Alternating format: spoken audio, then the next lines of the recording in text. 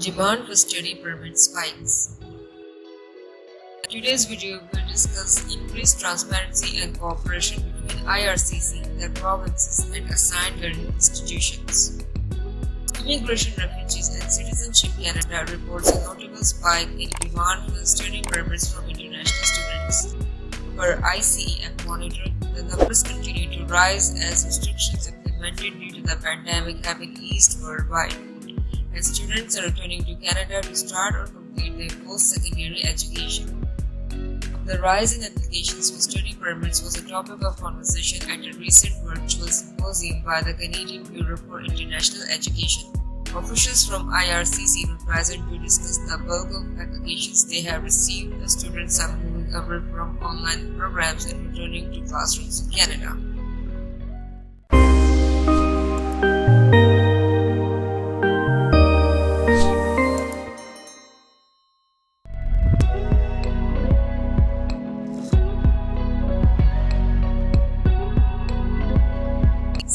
Refugees, a director for IRCC, stated that while COVID impacted the immigration programs, they are seeing a solid recovery.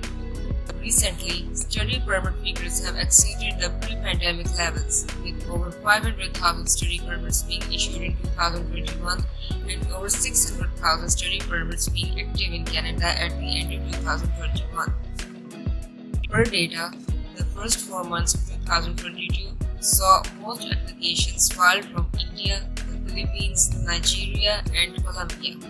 India and the Philippines make up two of the largest diasporas of immigrants in Canada. Canada is known for being a sought-after place to study for international students.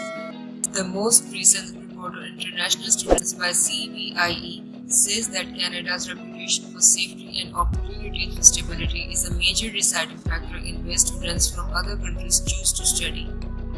Processing backlog for study permits. In 2021, IRCC reported a 56% increase in study permit applications over 2020, as well as receiving 175,000 applications in the first quarter of 2022 alone.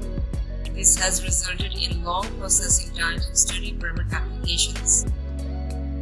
But ICEF Monitor recently reported IRCC data that shows a total of 621,565 study permits were held by international students attending programs of at least 6 months duration in 2021, which is still less than pre-pandemic levels. As of July 17, nearly 200,000 people were waiting for the initial study permit application to be processed.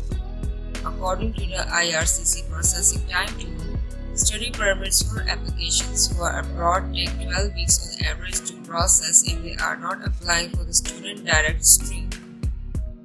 Parliamentary suggestions.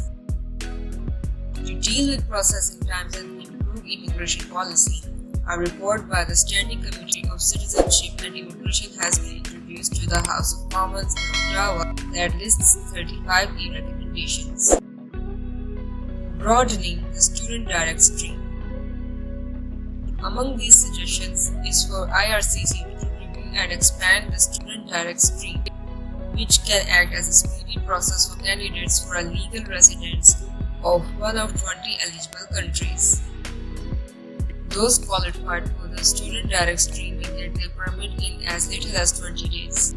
The report urges IRCC to broaden the list of qualified countries and review the threshold to make it fair for all. The report especially suggests including West African countries on the list of eligible countries. More openness and greater collaboration.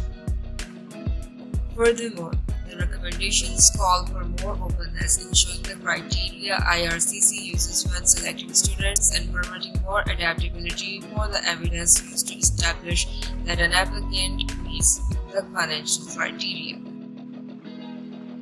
The report also recommended that there should be more collaboration between IRCC, the provinces, and assigned learning institutions to regulate recruiters who travel and hire from abroad to ensure that they are providing prospective students with information on how to spot fraud and scams. Cynthia Relic has stated that IRCC takes these suggestions seriously. When reports like that are presented in Parliament, the government has a responsibility to respond, contemplate each of the recommendations and think about how each one is applicable to the work being done and the directions being taken within the department. Thank you for watching our video. For more news and information about Canadian immigration, please like and subscribe to our channel. Have a good day.